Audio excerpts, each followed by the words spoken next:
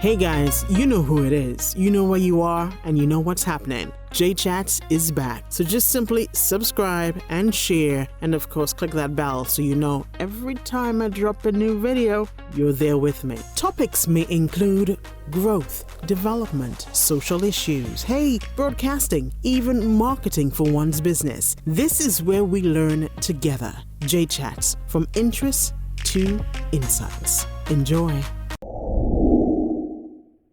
Nichole Vanderpool is the president and founder of the Seizure Awareness Foundation of Trinidad and Tobago. Through her own experiences of dealing with epilepsy, Nichole recognized the steadily increasing population of persons living with seizure disorders and the need for public education about epilepsy awareness and first aid. The Seizure Awareness Foundation of Trinidad and Tobago is a non-profit organization which was founded in 2014, exists really to champion the cause of persons living with epilepsy and seizures by creating public awareness through education and training, advocacy, and support services. Nichole believes that stigma and discrimination can be dispelled through education. Welcome to J-Chats. Let's jump into it. Hey guys, good afternoon and welcome back to another episode of J-Chats. I am JD and it is a pleasure to be inside of your world.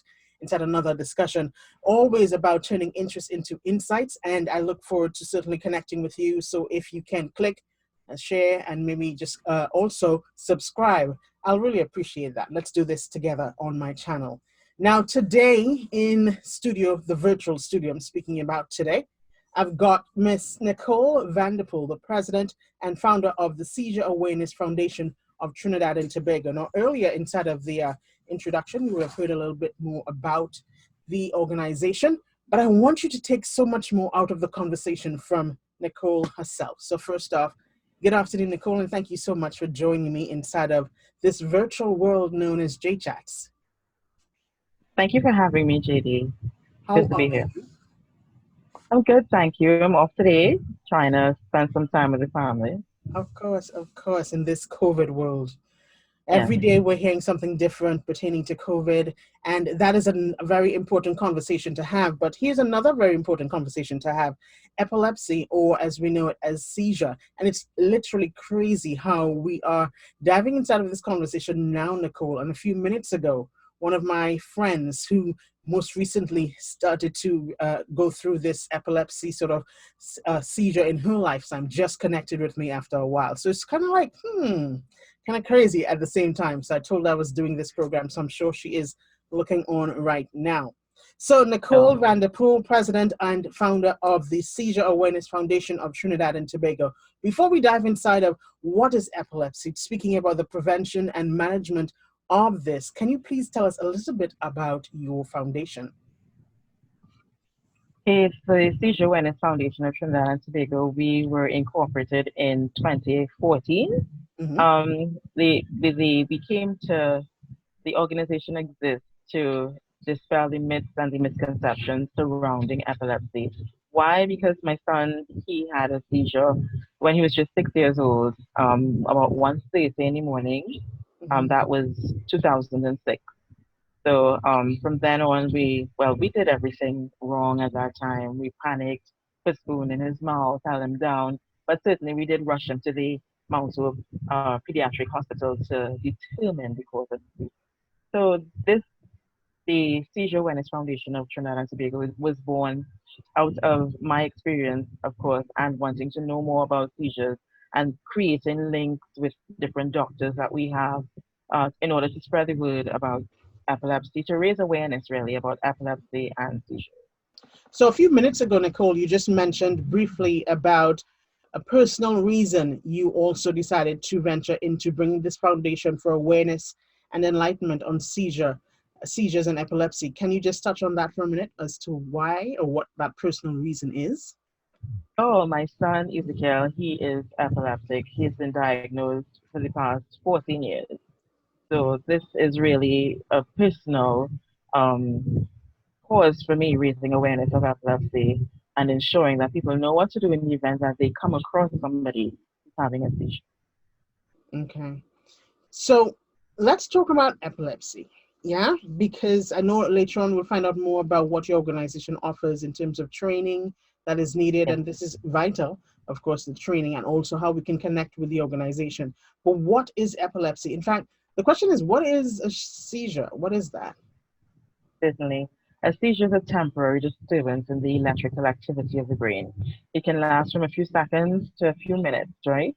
So, depending on the part of the brain that is affected, it can look as inconspicuous as a blank stare, or it can be as obvious as a violent tonic-clonic convulsion. Mm. Um, so, this is what people call in our vernacular as a fit. So, that And is a that's seizure. so basically what you say, like you just mentioned, this is what we call a fit or fits in Trinidad and Tobago. So how long do they usually last from your experience as the president of Um, the it, organization? de- it depends. It can last from a few seconds, as I said. Those are what we call simple partial or absent seizure. It can Hmm. look as though somebody is daydreaming. So it can last from a few seconds and it can go on to 2, 3 minutes. The key Wow. thing is not to let the seizure go on over 5 minutes without getting this person some sort of help from the ambulance. This is when you can call the ambulance.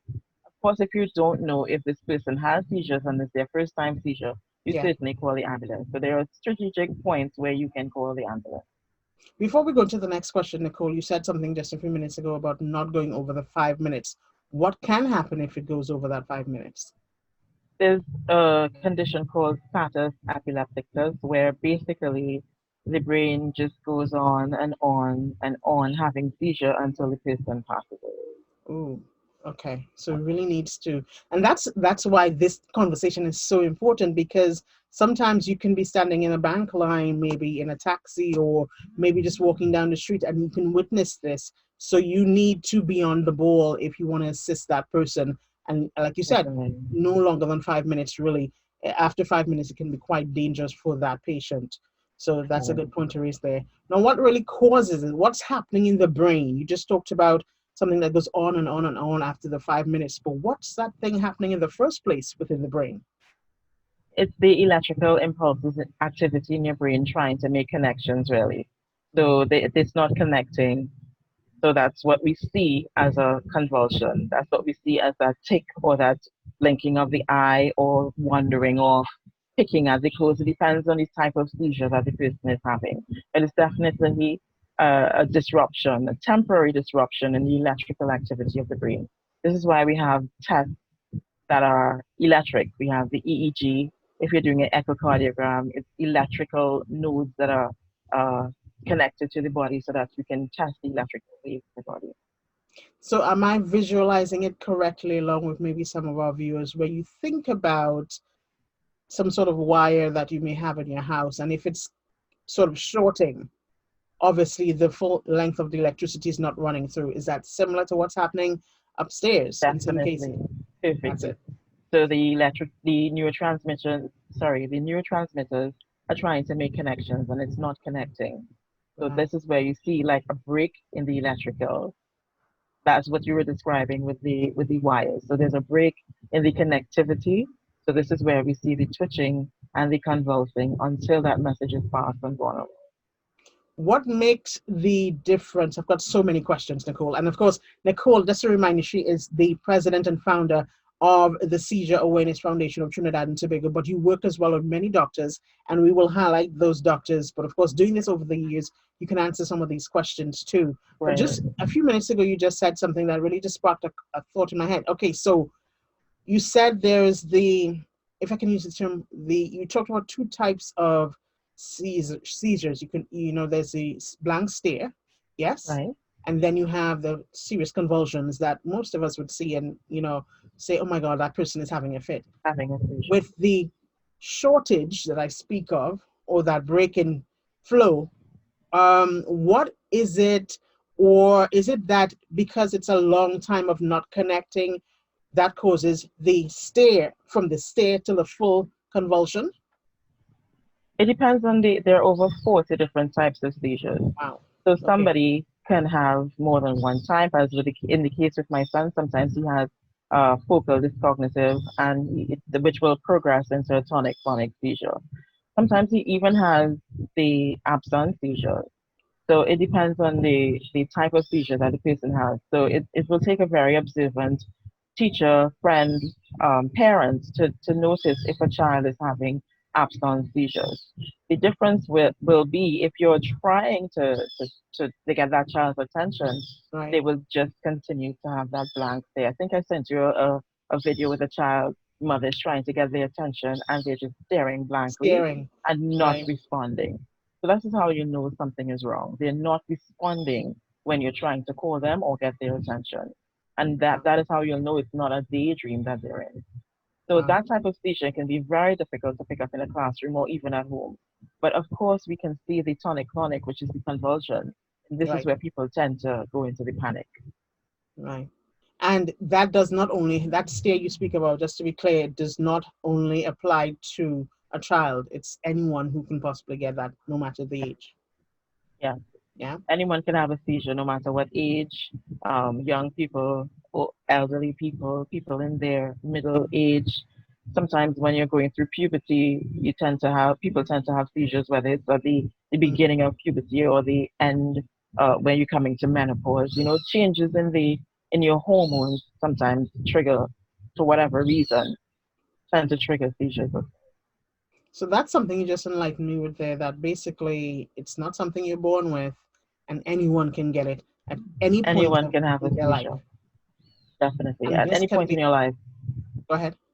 And it doesn't even have to be through head trauma or anything like that. It can be simple changes in your hormones. It Crazy. can be, it can happen for, in 70% of the cases of persons who have seizures, the case is unknown. You know, so this is why you tend 70%. to, yeah, it's a large percentage. And outside of head trauma, encephalitis, high blood pressure, low blood sugar, heart, arrhythmias, these are all reasons that people present with seizures. So it's important to know your numbers and to work along with your doctor, and if diagnosed, with your neurologist to get your seizures under.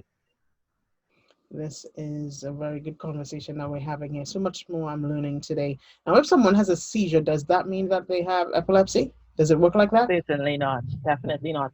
As I said earlier, anybody can have a seizure. If your blood pressure goes too high, you can have a Right. seizure. Stroke victims tend to have seizures. If your blood pressure goes too low, dangerously low, you can have seizures for many different reasons. Not because you are having a seizure, experience a seizure means that you're epileptic. A person is usually given a diagnosis of epilepsy if they've had two or more unprovoked seizures more than 24 hours apart. So that's how you're given a diagnosis. Of course, with other diagnostic tests like an EEG, which is an electroencephalogram, which is where you attach electrodes to your head at strategic points, and Right. the brain waves are measured to determine whether or not there's any abnormalities in your brain waves. You have that, and of course, you have the MRI to see if there are any scarring or anything on your brain that can cause a person to have seizures. So, am I right in saying we're not sure how to prevent an epilepsy situation from happening? Can you prevent that? Can someone prevent that? No, it's unprovoked. It's not that you can prevent it. Yeah. I'm telling you, Nicole, you're giving me so much information today. Again, because it's just like sort of a gamble in life right now.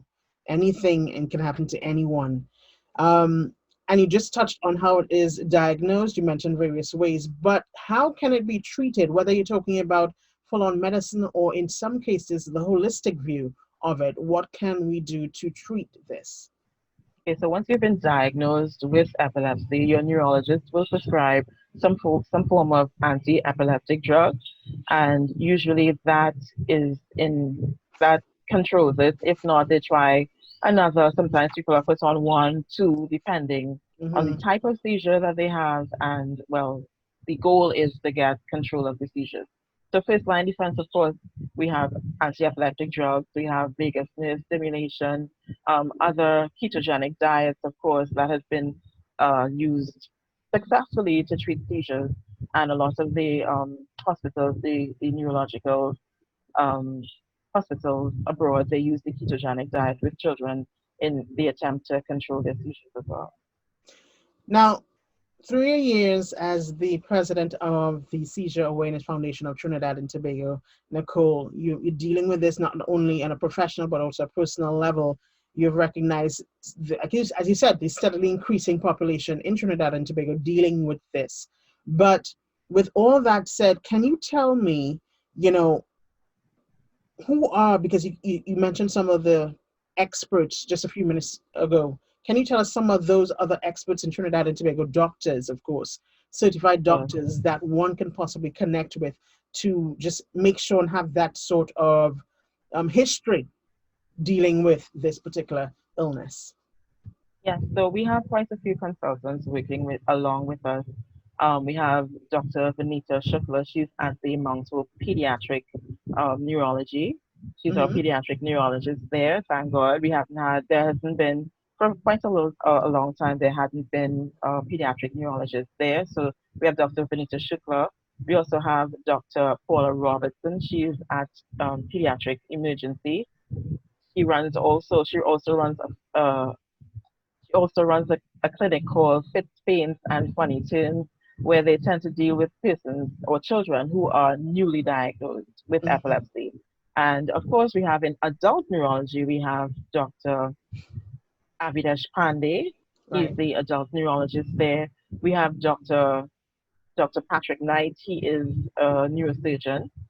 And we also have, of course, Dr. Wendell Bob, who is our Mm-hmm. consultant as well at the Washington VA Hospital. He's an epileptologist. He deals in um, uh, he's an epileptologist. He also deals in neurophysiology and sleep medicine as well. So these are our consultants. Oh, and we also have Dr. Rajendra Parag. He is in the Southland in San Fernando. So we Right. have quite a few doctors that we Right. I was consult about with. to say, throughout the Twin Island, we can certainly connect with. Definitely. And there are also other neurologists there are also other neurologists that one can contact to get treatment. So you mentioned neurologists, and also you also mentioned Dr. Wendell. Dr. Wendell Bob, yeah. Yes. He came for our inaugural conference. We host an annual conference. It's usually held at the Central Bank Auditorium. Well, we've just had 2018 and 2019. 2018 we had Dr. Wendell Bob, who graciously came and gave us his time Right. to educate Trinidad and Tobago about seizures and, of course, new technology, new procedures that one can obtain to in the quest to control seizures. And last year we had our doctors, Dr. Patrick Knight, Dr. Avidesh Pandey, Dr. Paula Robertson, a total local team of doctors coming to educate Trinidad and Tobago about all the new procedures that are available Mhm. right here in Trinidad and Tobago. So you wouldn't have to go and raise that $300,000 or how much ever you have to Wow. go abroad to get treatment. Yeah, so we have everything right here. They're doing the vagal nerve stimulation. They're doing craniotomies. They're just on the ball. So that's just a plug for our local neurologist right there. Now, this, you spoke about some of the things that you're involved in with the organization, and I know you also are working heavily with the ministries. Can you speak a little bit on that? Because I think it's imperative to share with our viewers that if you're not aware of some of the things that which we'll share in just a bit, what we need to do if we witness someone going through this process, what is the process at your foundation to pass on that information, to enlighten us, to guide us correctly, or to train us really on being able to help someone going through a seizure? Right. So we work with the Ministry of Education Student Support Division to go into the different schools in Trinidad and Tobago because we just can't go into school without permission. So we Right. work along with the Student Support Division. They call us and we go and we deliver one of our Seizure Smart lectures. A Seizure Smart lecture is one that educates the audience about seizures and epilepsy and certainly how to respond in the event that someone has a seizure on the Mhm. premises.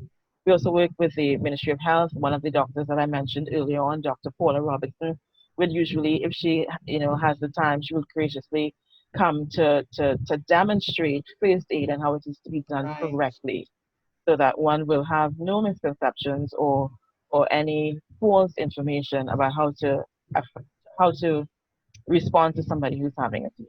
So before we go into the myths and some of the things that some of us are doing incorrectly, how does, I know you said you have to have those conversations with the schools, but let's say there's an organization looking on that would love to have you come in to speak to their workers. And of course, this is all within the promise of possibly COVID. We know, things are different in terms of managing that social distancing and all that. But let's just say in the near future, once you've got this down with the vaccine and everything is somewhat normal, what is the process for an organization, be it private sector or public sector, if they wanted to connect with your organization to pass on that knowledge? Certainly, they connect with us via email at our email address, safttt@yahoo.com. Or it's quite easy to connect with us on our Facebook page, the Seizure Awareness Foundation of Trinidad and Tobago. You can leave us a message in our inbox. We respond relatively quickly, and you express the Interest. Mm-hmm. yes, you express the interest in having a lecture done. Actually, somebody called this morning in the midst of COVID-19 because they Right. want to hire somebody. And I really want to applaud that organization for even wanting to hire somebody with epilepsy because they know before, but they want to get the knowledge of how to assist that person in Yes. the event that something should happen on the premises. And I really want to applaud the organization because we get so many calls from people who are employed and their employer is threatening to let them go because they have a seizure Wow. disorder. Yeah, certainly. So that is another problem that people with epilepsy face right here in Trinidad and Tobago and Yeah. around the world, of course. And that's another sad thing, that sort of discrimination, which is still very much evident, Definitely. unfortunately. So you Right. just mentioned some of the organizations, whether it's public, private sector, even some of the schools, on the process, in fact, of how we can connect with the Seizure Awareness Foundation of Trinidad and Tobago to share that knowledge. And I just really love what you highlighted with that particular organization, asking to gain the info from you because they're looking to hire someone who suffers with epilepsy or seizures, I should say. So that in itself shows that we are getting there in terms of Certainly. inclusion and understanding of different things that exist in our world. So, health and safety concerns. I've got some more questions. What are the do's and don'ts if I see someone who's going through that particular seizure, or as we say, catching fits in Trinidad and Tobago? Please, Nichole, guide me accordingly because I am from the school of thought many, many years ago, and I'm not practicing it now because I know we've spoken many times on radio. So I know I had to slap myself on the wrist for what even being willing to do that. But unfortunately, many persons may be of that same thinking as I was taught many, many years ago about putting that spoon into the mouth if you see someone Right. going through that seizure. So, what are some of Certainly. those do's and don'ts when it comes to us trying to help someone going through that right now? So the good thing about it, JD, is that a lot of people they want to help. We have two ends of the spectrum: people who want to help and dive in there, and people who panic and run away. Yeah. So the persons who are inclined to help, we're so very grateful, first of all. But sometimes they do the wrong thing, as you mentioned earlier, like putting something in the mouth, which is what I did the first time I saw my son having a seizure. So Okay. it's something that we've learned coming through the years, and maybe that was practiced before, but it's certainly not best practice now. Right. So we want you to know that you can help. You don't have to panic once you know the right thing to do. And the right thing to do is we have a little acronym that we use so that people can remember. It's called ACTION, ACTION. Mm-hmm. A is you assess the situation, Right. right? You make sure that the person is not around any harmful objects, tables, chairs, or anything like that that they can hit their head on. C is basically you cushion the head. You reduce the impact of the head against maybe the floor or a wall or anything like that. Now Mm-hmm. you can use anything to cushion the person's head. You can use a jacket, you can use a bag, Right. because nobody's Right. walking around with a pillow. We don't expect you to have a pillow on hand, Obviously. right? You can even use your hands or your knees just I to was hit about to the. say my thighs, maybe, if you can tell me. Definitely, you Right. can brace them up. Yeah. The T, time the seizure, because as we mentioned early on, if the seizure goes beyond a certain time, this person could go into status epilepticus. And also, in the event that you have to turn this person over to the ambulance, you can say, okay, this person had a tonic-clonic seizure for this amount of time. It lasted a minute, it lasted 2 minutes, something like that. so you'll be able to give accurate information. Yes. Mm-hmm. TI. I stands for identification, but most persons, because of the stigma and discrimination attached with epilepsy, persons don't like to wear identifying bracelets. But Right. there are bracelets that you can wear, like people wear that they have asthma or allergic to penicillin around their neck or on your hand to Yes. identify, that you have seizures. O is over. It means over. Turn the person over to the side after the shaking phase of the seizures is over. So you have to watch this person that you have decided to help. Because some people Mm-hmm. drool or they foam at the mouth or they tend to vomit. So then you can probably just turn their head to the side so that anything, any kind of vomitus or any kind of drooling will drain out at the side. Yes? And wouldn't Right. go down the airway and choke them. Yeah. And N, the most important, because we have to dispel stigma as well. And you never ever put anything, any rag, any gag, anything, any spoon in the mouth of somebody who's having a tonic-clonic convulsively. And Right. that's basically what we have to, Action. yes, So, remove any eyewear or scarves or neckties that they might be remove wearing as that. well. Yes. Yes, Yes. try to remove that. So And I love that's the it. acronym. It's pretty simple, and of course, you can always look back at this video if you or share this video because she gave a pretty much clear definition of the acronym, what you need to do. So we have no reason to repeat that old school method, which obviously was wrong, but Definitely. many of us did that years ago. And you never know. You, like I said, you can be minding your business, paying a bill, or just getting your duties done during the day, and you're gonna have to possibly assist someone. So this is the kind Yeah, of information that you need to consistently share. And I'm glad also that the organization, the Seizure Awareness Foundation of Trinidad and Tobago, is going on out and distributing that info. Vital. I've got some more healthy and safety concerns questions to share with you. Can a person, because I heard you speak about death before, can a person die from epilepsy? certainly.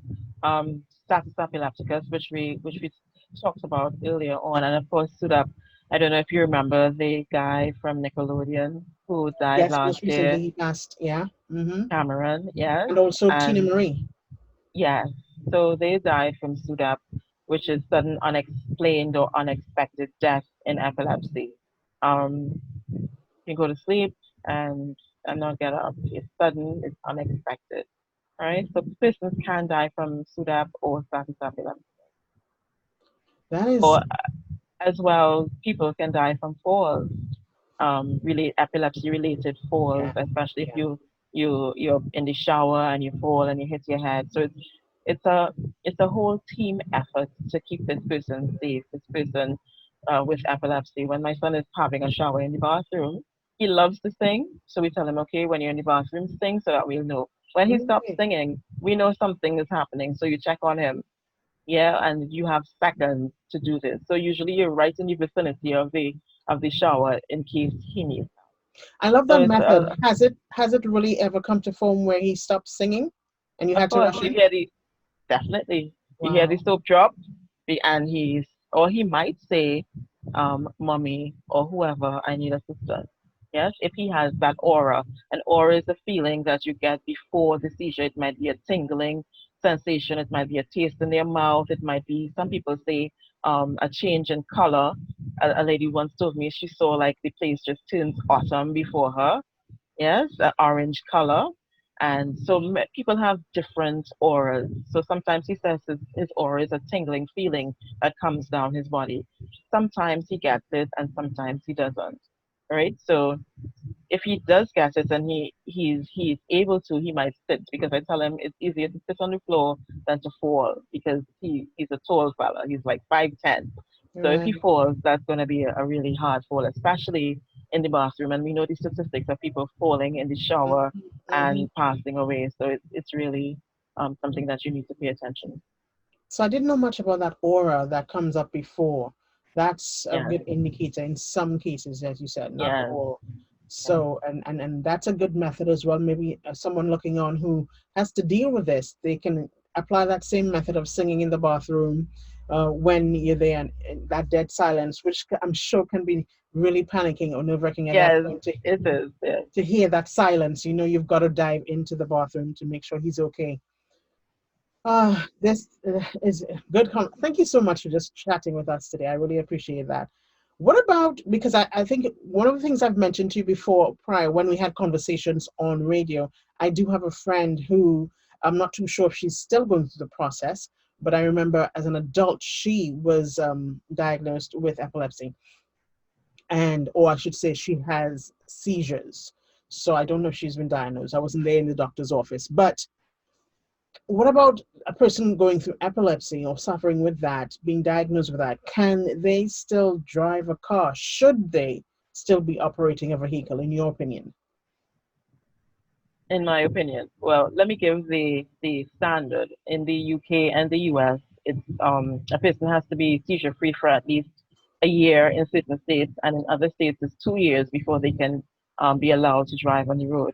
In Right. Trinidad and Tobago, there is no, as yet, there is no restriction. There is no place on your form to fill in to say whether I'm epileptic or not. Yes.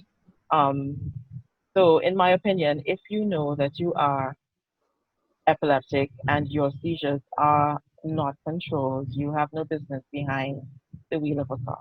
Mm, Yes, and even in these states, as I mentioned, or in the UK, it's the onus is on the person because once you have a seizure, you're back to zero again, and you have to wait a year or two, as the case might before. be, before you can even handle a car. So in all cases, it's up to the individual to be honest and to be truthful and to be responsible to know that, okay, my seizures are not controlled. I cannot drive because I might hurt myself or somebody else. What about exercising and being active in terms of sports? Certainly, we have a lot of sportsmen and women internationally who represent their country in many different sports who are epileptic. We have swimming, ice hockey, Right. tennis, um, athletics, many different fields of sports where people are epileptic, controlled or not, whether or not their seizures are controlled or not, and they're very active in sports. I don't know if you remember Flojo as well. She was epileptic, and Really? she, I remember yeah, Flojo, but did yeah, she pass? yeah, she did. She passed a long time ago. Yeah.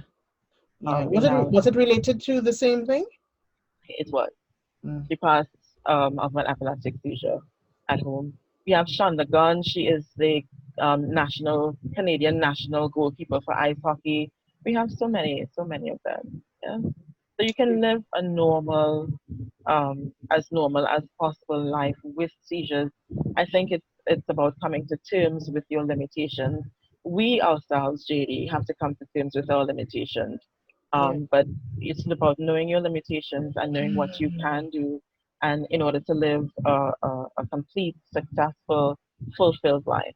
Somewhat normal life. The Seizure Awareness Foundation of Trinidad and Tobago, those are the persons you need to certainly connect with. And if you don't have a doctor, I'm sure you can speak to Nichole and the team and they can guide you direct accordingly to the doctor maybe closest to you to help Certainly. you with the situation. Because you never know. Some persons may be hearing about this and not just for the first time, but doesn't have that support system. And you do offer that sort of support as well with the organization. Am I correct? Yeah, definitely. We have, well, when the COVID is over, we have support groups that you can come to, certainly, to meet with other persons, because a lot of people, and I I'm surprised to know that a lot of people still think that they're alone in this, and because they Mm, think they're alone, they kind of suffer in silence, thinking, there's nobody else out there. There are over 40,000. Let me just break that bubble. There are over wow. 40,000 people right here in Trinidad and Tobago living with epilepsy. 6,000 in Latin America and the Caribbean, and over 50,000 people. Sorry, and over 50 million people worldwide living with epilepsy. That's a Yeah, lot. so it's a lot of people, and you can go online to check resources, join different groups, different support groups. You have groups such as parents of children living with epilepsy. You have epilepsy sufferers. You have so many groups online that you can join. People who have had surgery. They come, they talk about their medication, how is it working for them, different side effects that they Mhm. experience. So there's a wide community out there that you can join. And of course, please, if you live in Trinidad and Tobago, join the Seizure Awareness Foundation of Trinidad and Tobago so you can keep abreast with the things that we are doing locally with the schools, with different organizations. Certainly, if you are in a school, if your child is at school and your child has a seizure disorder, contact us. so that we could come to do a seizure smart lecture with their teacher and of course the immediate class, because sometimes the teacher is not in class and it's the students that have to give aid to their peers. So it's important for the teachers, the students, even the security guards, everybody, anybody who's in contact with our child to know how to Yes. assist them in the effect, in the event, sorry, that they have a seizure on the premises. We have that case last year, quite unfortunate, where a young man had a seizure on the school compound and he died on the school Mm. compound. Seizures are very, very time sensitive, so it's very important in the event of an emergency that that child is taken to a hospital where they can receive treatment in a timely fashion.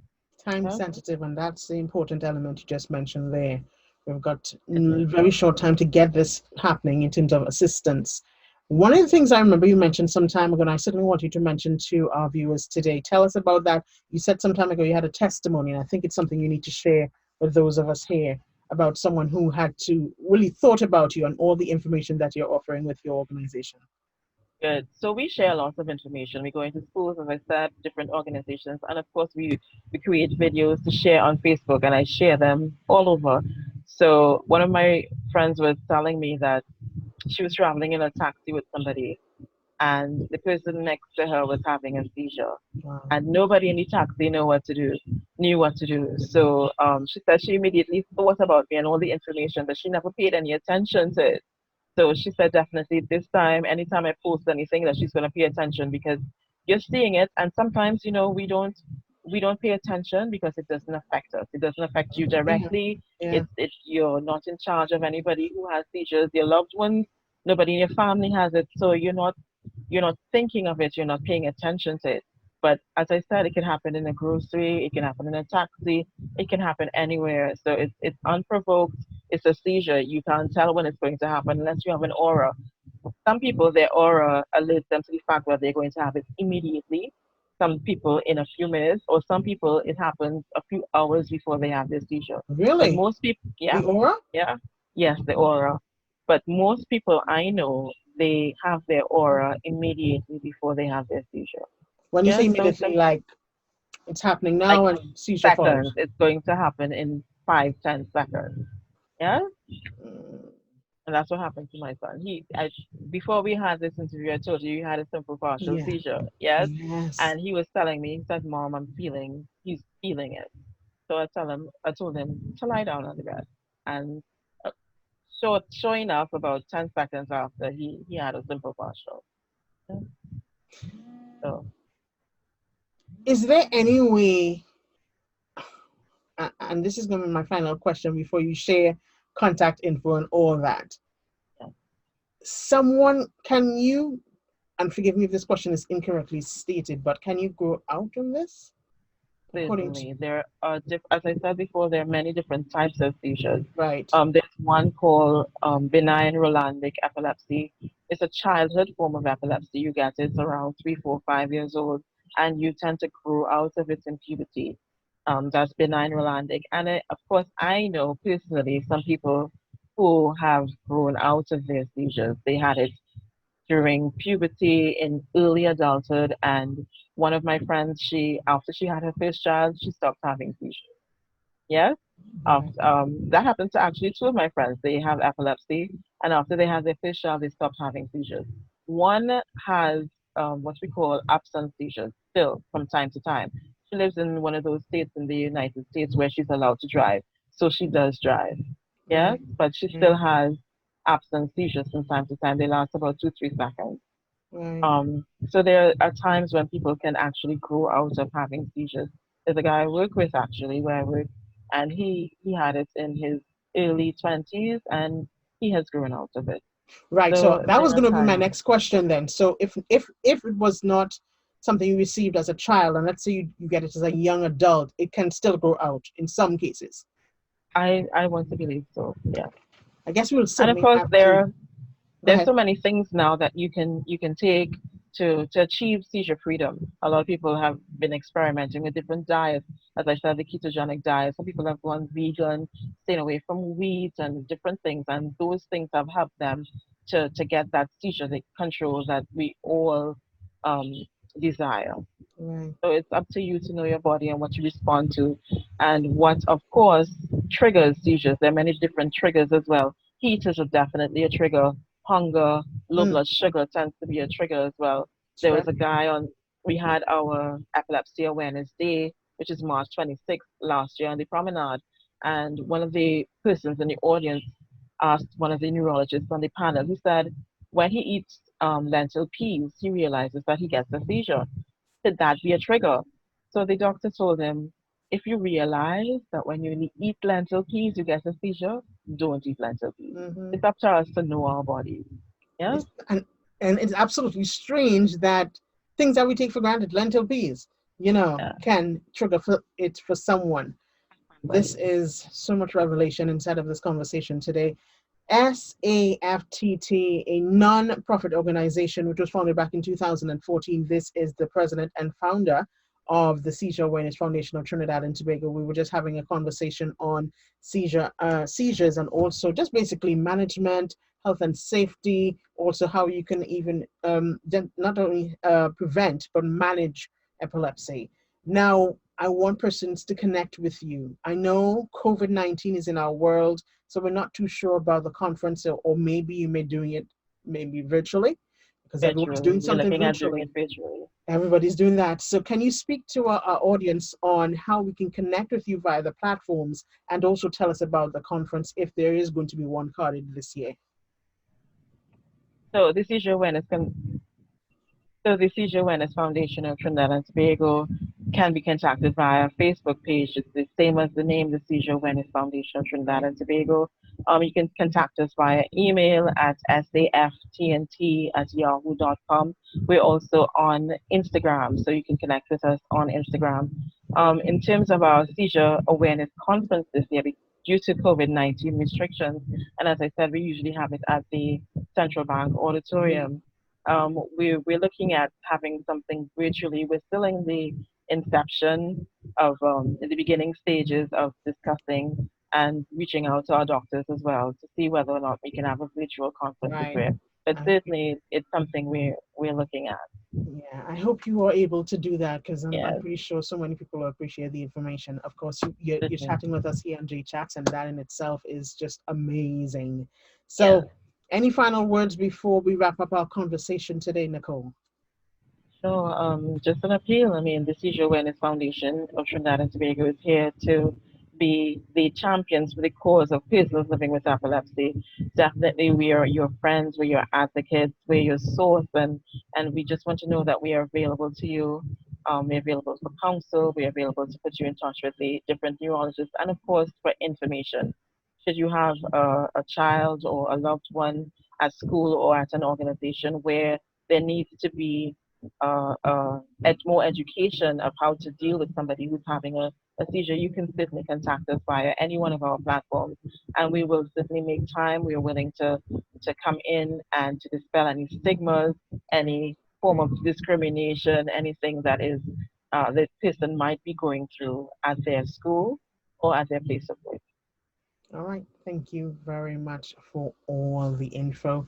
Thank you for your time. And I just hope, persons are certainly moved by this conversation, and I hope you guys are sharing it as well. J Chats, again, thank you to Nichole Vanderpool, the president and founder of the Seizure Awareness Foundation of Trinidad and Tobago. I'm JD. Please do what you can, especially apply the action. That's the acronym. Yeah. And just in case you see, and maybe you're going about your business and you notice someone in need of your help going through the fits, as we say, or that seizure, please do what you can to assist. You can save someone's life. All right. So, again, thank you, Nichole. Be blessed. And I will see you guys next week inside another edition of J Chats. I'm JD. Take care.